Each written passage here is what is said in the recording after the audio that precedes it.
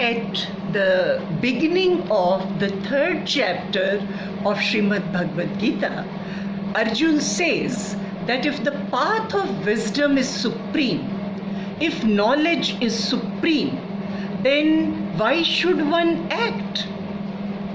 मैं लड़ाई क्यों करूं? मैं पढ़ने चला जाता हूं. It's a very genuine question because that is the point where 2nd chapter had ended. And Lord Krishna tells him that there are 2 paths. There is path of action and there is path of knowledge.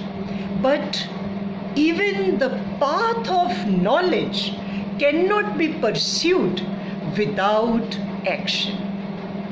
That every jeev has prescribed action. Even renunciation is not possible without action. So if we can take one word from Srimad Bhagavad Gita, it should be karma, righteous action.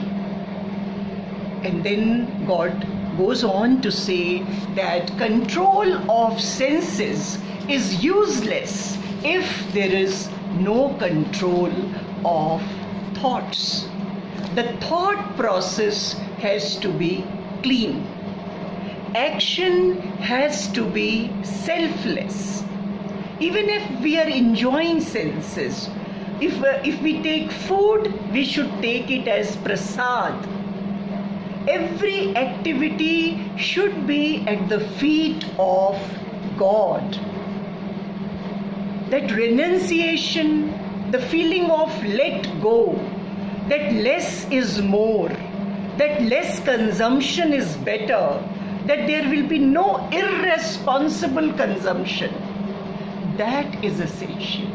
And just think of this COVID crisis, think of climate change, think of all the ice melting and the sea level rising and the temperatures rising on this earth.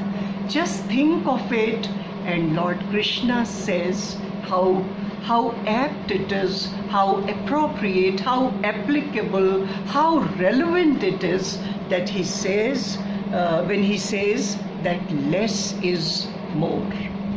Consume less. Rain comes out of the good conduct of human beings. Food comes out of the good conduct of human beings. If human beings will consume less, if human beings will consume responsibly, nature will be happy. There will be sumptuousness in nature. Prakriti khush, to manushya khush. So there cannot be any family, any society, any life without less consumption, without sacrifice. Something has to be sacrificed. We have to give up something. We have to be conscious of the things that we take.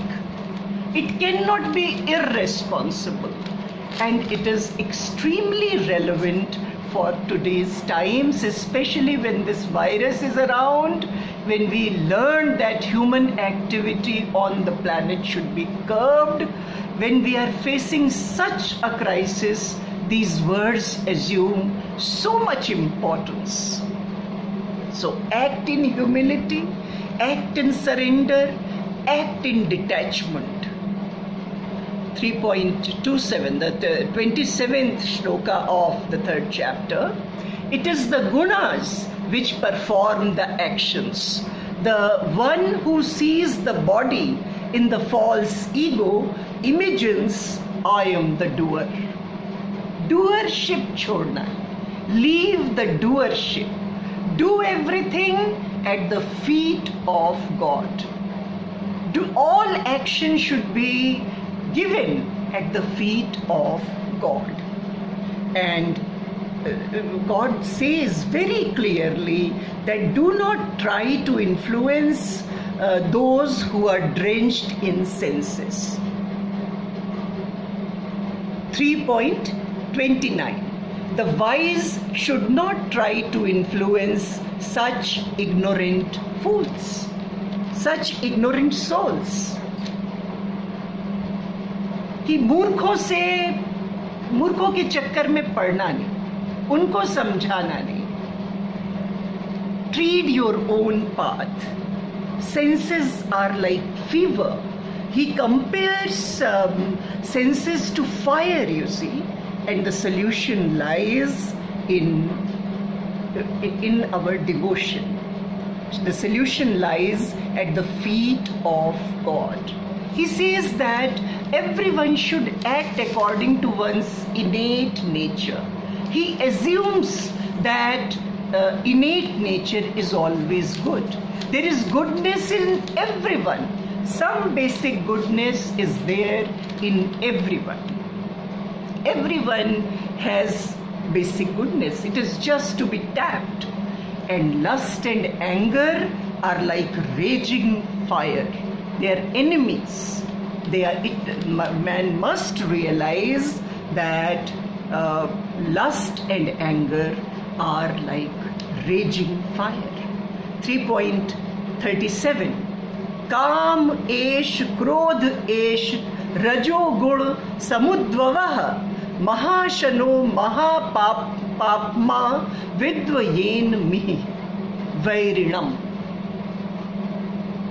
They are our enemies. It is to be realized that lust and anger are our enemies. And we should protect ourselves like a pearl in the shelf. Protect mind, protect intellect, protect self. The self is everything.